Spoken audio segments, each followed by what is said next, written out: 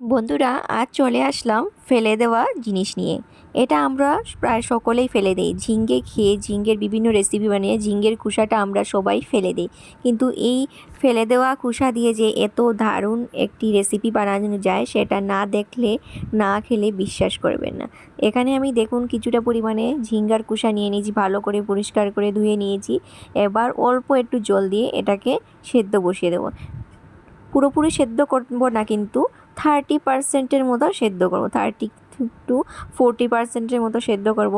কালারটা কিন্তু চেঞ্জ হবে না।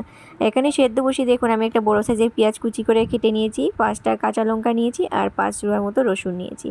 এই যে গ্রিন কালার রয়ে গেছে, এখন আমি অফ করে দেব। তার থেকে বেশি সেদ্ধ করব না, কালার কিন্তু চেঞ্জ হবে না, এভাবেই থাকবে।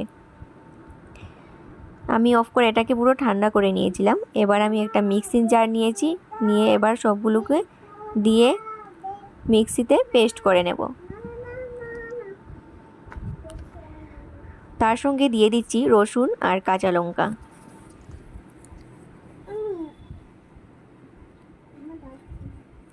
দেখুন সুন্দরভাবে আমি পেস্ট করে নিয়েছিলাম। এবার ওভেনে কড়াই বসিয়ে দিলাম, কড়াইটাকে ভালোভাবে গরম করে দিয়ে দিচ্ছি পরিমাণ মতো সর্ষের তেল।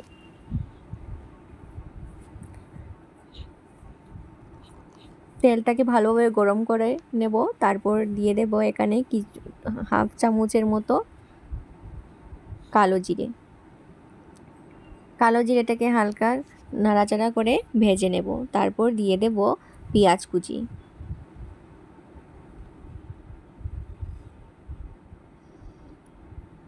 বন্ধুরা, এইভাবে এই ফেলে দেওয়া ঝিঙ্গের কুসাটা বানিয়ে খেয়ে দেখবেন, অসাধারণ হয় খেতে, বলছি সত্যি বন্ধুরা। গরম ভাতের সাথে এই এক ভর্তা দিয়ে খেয়ে নেবেন, আর কিছু লাগবে না। আর যারা খাননি তাদেরকে খাইয়ে দেখবেন, অসাধারণ হয় খেতে। আমি এবার পেঁয়াজটাকে দেখুন হালকা ব্রাউন কালার আসা অবধি ভালোভাবে নেড়েচেড়ে ভেজে নিচ্ছি।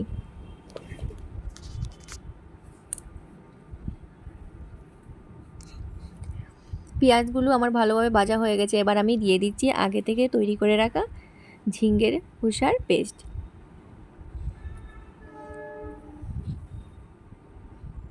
মিক্সিং জারটা ধুয়ে অল্প পরিমাণে আমি জল দিয়ে দিলাম।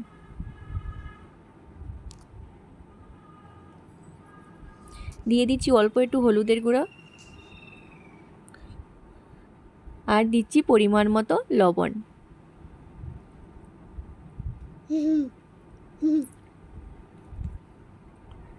ভালোভাবে নেড়েচেড়ে মিশিয়ে নিয়েছি।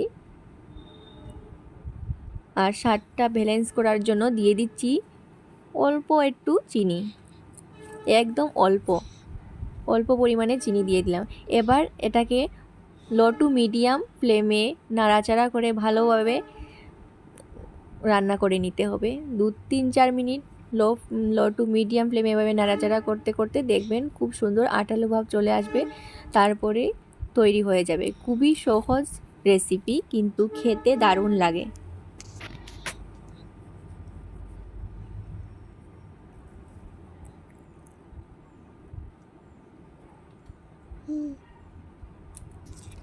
বন্ধুরা, যারা যারা আমার চ্যানেলটাকে সাবস্ক্রাইব করে আমার পাশে আছেন তাদেরকে অসংখ্য ধন্যবাদ।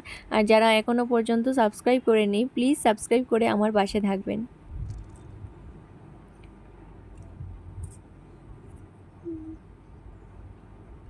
দেখুন ভর্তাটা প্রায় হয়ে এসেছে, দেখেই বুঝতে পারছেন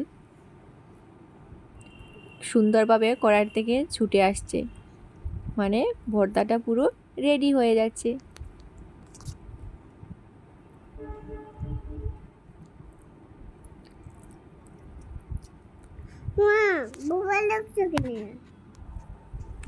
ভর্তা পুরোপুরি রেডি। এবার আমি এটা নামিয়ে নিচ্ছি।